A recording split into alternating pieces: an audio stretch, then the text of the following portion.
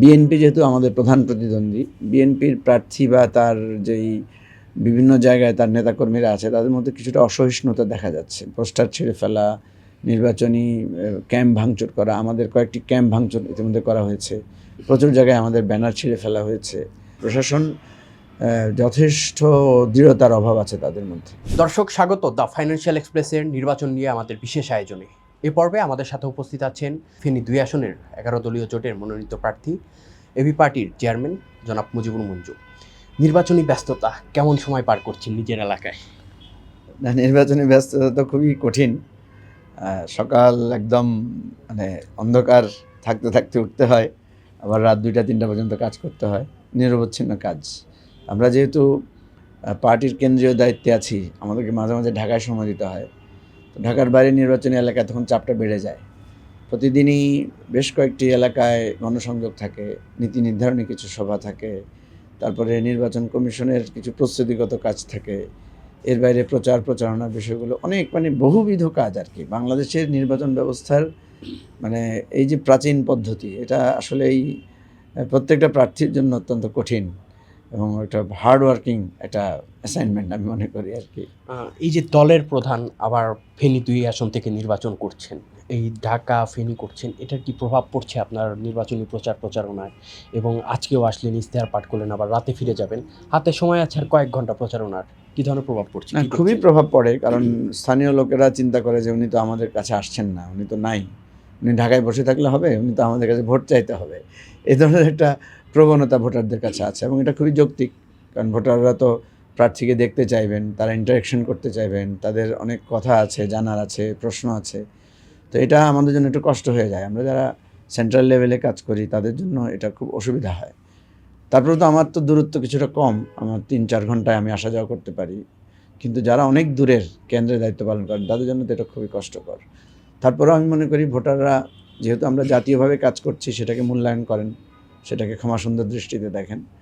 তবে শরীরের উপর খুব চাপ পড়ে, শরীর এবং মন সব কিছুর উপরেই বেশ চাপ পড়ছে আর কি। হাতে আর কয়েক ঘন্টা সময় আছে, একদম অল্প কিছু দিন আর সময় আছে। মাঝখানে একদিন যদি বলি, পরশু দিন অর্থাৎ ১০ তারিখ ৭:৩০ পর্যন্ত প্রচারণা চালাতে পারবেন। এই কয়েক ঘন্টার ভিতরে এলাকায় কতটুকু পৌঁছাতে পারবেন, মানুষের কাছে কতটুকু পৌঁছাতে পারবেন বলে মনে করছেন? এখনকার একটু যুগটা তো পাল্টেছে, বা আবার কিছু কিছু যে ক্ষেত্রে সনাতন জায়গা রয়ে গেছে এখনও। একটা তো হচ্ছে আমরা ফিজিক্যালি যাচ্ছি বিভিন্ন জায়গায়, যেখানে মানুষের সমাগম আছে, সামাজিক অনুষ্ঠানে গিয়ে গিয়ে আমরা ভোটারদের দেখা করার চেষ্টা করছি। যেখানে আমরা যেতে পারছি না সেখানে আমাদের পক্ষ হয়ে আমাদের নেতাকর্মীরা, আমাদের ভোটার সমর্থকরা যাচ্ছেন সেখানে।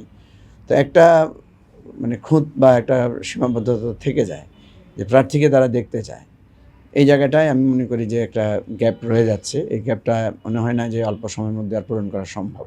দ্বিতীয় যেটা হচ্ছে যে আজকে ডিজিটাল যুগে তো মানুষ চাইলেই প্রার্থীকে আবার সে খুঁজতে পারছে, প্রার্থীকে প্রশ্ন করতে পারছে। প্রতিদিনই সাংবাদিকদের সাথে আমাদের নানা আলোচনা হচ্ছে, প্রশ্ন হচ্ছে, নানা প্রোগ্রামে গিয়ে বক্তব্য দিতে হচ্ছে। সুতরাং একেবারেই যে সংযোগ হচ্ছে না তা না, সংযোগ হচ্ছে, প্রতিনিয়ত আপডেট জানতে পারছে লোকেরা। এবং সবচাইতে বড় আশার দিক হচ্ছে যে ভোটাররা এখন অনেক সচেতন হয়েছে। আমরা বিভিন্ন জায়গায় গেলে অনেক প্রশ্ন করে তারা, এবং অনেক নেতিবাচক প্রশ্ন করে, অনেক নেতিবাচক মন্তব্যও তারা করে, কঠিন ভাষায় তারা কথা বলে। এই জিনিসটা আমি মনে করি একটা ইতিবাচক দিক, কারণ এই সময় তো এই পরিবেশ তো আমরা আগে পাইনি। অনেক সময় তো হয়েছে গত ১৫ বছরে যে নির্বাচন ব্যবস্থা আমরা দেখেছি, সেখানে ভোটারদের কোনো গুরুত্ব ছিল না। এখন ভোটারদের যথেষ্ট গুরুত্ব তৈরি হয়েছে। তো এই গণতান্ত্রিক ধারাবাহিকতাটা যদি আমরা ধরে রাখতে পারি, এবং আমাদের যদিও কষ্ট হচ্ছে নির্বাচন করতে, আমি মনে করি যে এটা ক্রমান্বয়ে এটা অনেক বেশি ইমপ্রুভ করবে ইনশাআল্লাহ। আপনি লেভেল প্লেইং ফিল্ডের কথার একটা অভিযোগ এনেছেন। কোনো প্রচার প্রচারণার ক্ষেত্রে পেশি শক্তি বা কোনো বাধার সম্মুখীন হচ্ছেন কিনা, এবং প্রশাসনের ভূমিকাটা কি আপনার আসনে? প্রথম দিকে এই প্রবলেমগুলো ছিল না। যত দিন বাড়ছে আমরা দুই ধরনের আচরণ দেখছি। একটা হচ্ছে বিএনপি যেহেতু আমাদের প্রধান প্রতিদ্বন্দ্বী, বিএনপির প্রার্থী বা তার যেই বিভিন্ন জায়গায় তার নেতাকর্মীরা আছে তাদের মধ্যে কিছুটা অসহিষ্ণুতা দেখা যাচ্ছে। পোস্টার ছিঁড়ে ফেলা, নির্বাচনী ক্যাম্প ভাঙচুর করা, আমাদের কয়েকটি ক্যাম্প ভাঙচুর ইতিমধ্যে করা হয়েছে। প্রচুর জায়গায় আমাদের ব্যানার ছিঁড়ে ফেলা হয়েছে।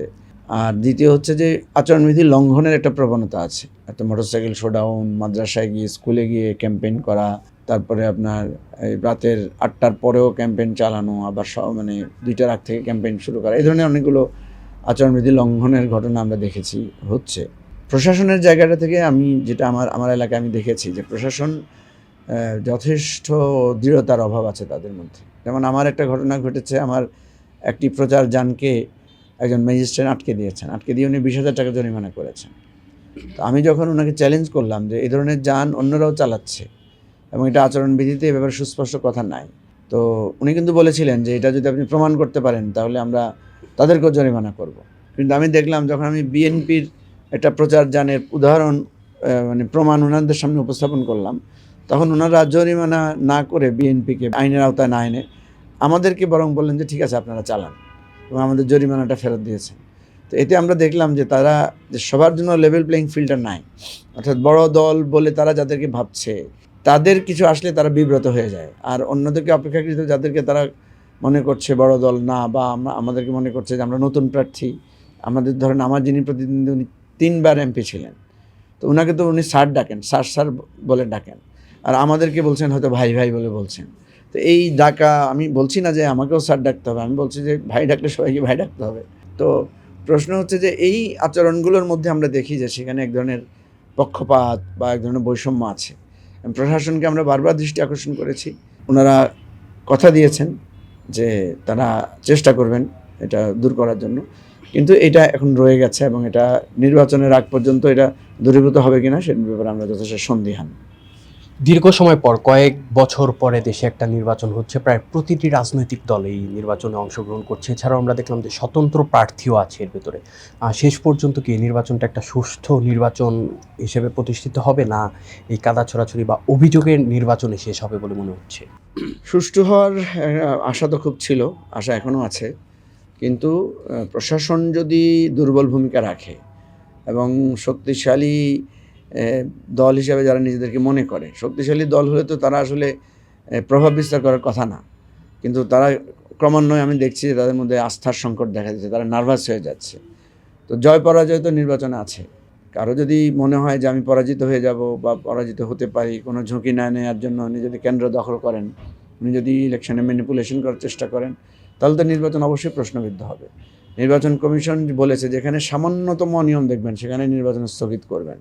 তো সেটা নিয়ে আমরা যথেষ্ট আস্থা পাচ্ছি না নির্বাচন কমিশনের ব্যাপারে, কারণ নির্বাচন কমিশনে অনেকগুলো অভিযোগ জমা হয়েছে, খুব বেশি কার্যকর কিছু তারা করেছেন বলে আমাদের জানা নেই। তো এটা খুবই দুঃখজনক হবে যদি নির্বাচন প্রশ্নবিদ্ধ হয়, নির্বাচন হওয়ার পরে যদি নির্বাচন নিয়ে কারো গ্রহণযোগ্যতার সংকট দেখা দেয় বা প্রশ্ন থাকে, তাহলে এটা খুবই দুঃখজনক একটা ব্যাপার হবে। সেজন্য আমরা সরকারের কাছে অনুরোধ করবো, এখনও সময় আছে, আজকে 8 তারিখ, আজকে থেকে মানে সবগুলো আইনশৃঙ্খলা রক্ষাকারী বাহিনী একসাথে মুভ করার কথা। আমরা আশা করব যে ওনারা এই জিনিসগুলোকে গুরুত্ব দিয়ে দেখবেন। আপনি আজকে ইস্তেহার পাঠ করলেন, 9টি ভাগে 68টি দফা বা প্রতিশ্রুতি দিলেন। এর ভেতরে বাংলাদেশের যদি মূল সমস্যার কথা বলি, দুর্নীতি একটা বড় সমস্যা। আপনার প্রতিশ্রুতি বা ইস্তেহারে দুর্নীতি নিয়ে আলাদা কিছু বলা নেই। এর পিছনে মূল কারণটা কি? এবং আপনার প্রতিশ্রুতি দেখলাম যে একটু আলাদা, অন্যান্য রাজনৈতিক দলের চেয়ে আলাদা। এর মূল কারণটা কি?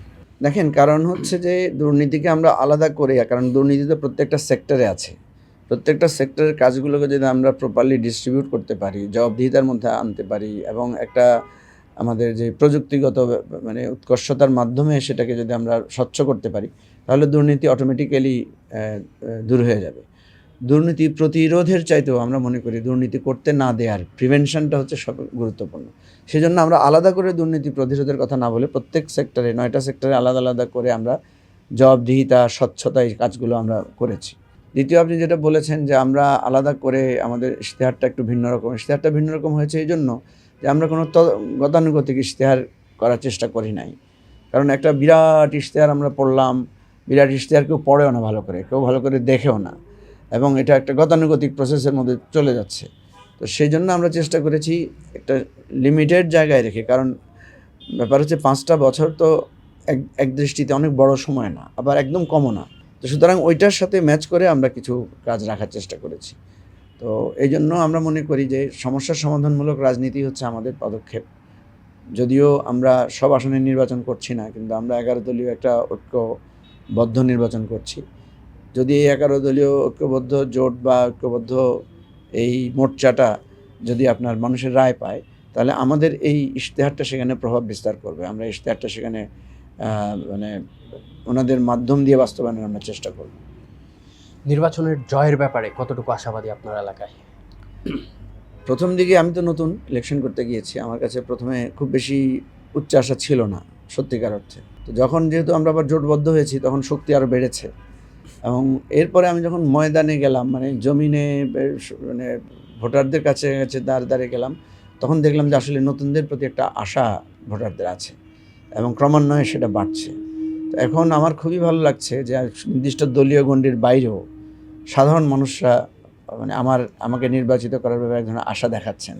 বিশেষ করে তরুণরা খুব ভালো ভূমিকা রাখছেন। তো আমি এই গত 4-5 দিনে আমি খুব আশাবাদী হয়ে উঠেছি, এবং আমার কাছে মনে হচ্ছে যে এই আশা 12 তারিখ পর্যন্ত এটা অটুট থাকবে এবং অনেক ভালো ফলাফল হবে ইনশাআল্লাহ। ধন্যবাদ আপনাকে শেষ সময় ব্যস্ততার মধ্যেও আমাদেরকে সময় দেওয়ার জন্য। শুভকামনা রইল আপনার জন্য। আপনাদেরকে অশেষ ধন্যবাদ, ফিনান্সিয়াল এক্সপ্রেসকে শুভকামনা। দর্শক, এই পর্বে আমাদের সাথে উপস্থিত ছিল 11 দলীয় জোটের ফেনী 2 আসনের মনোনীত প্রার্থী মুজিবুর রহমান মঞ্জু। সামনের পর্বে নতুন কোনো প্রার্থীকে নিয়ে আবার আমরা উপস্থিত হব। সে পর্যন্ত সকলেই দ্য ফাইন্যান্সিয়াল এক্সপ্রেসের সঙ্গেই থাকুন।